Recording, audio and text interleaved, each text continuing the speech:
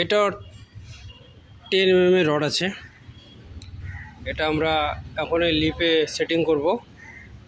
আর নিচের ছাদটা হয়ে গেছে মোটামুটি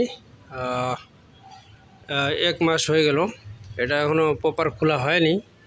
তো উপরে আমাদের তো কাজ চলছেই, আপনারা দেখছেন।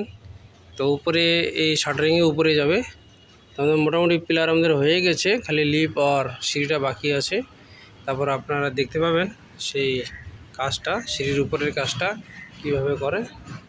এই যে দেখতে পাচ্ছেন পুরো শাটারিং প্রপার লাগানো হয়ে আছে।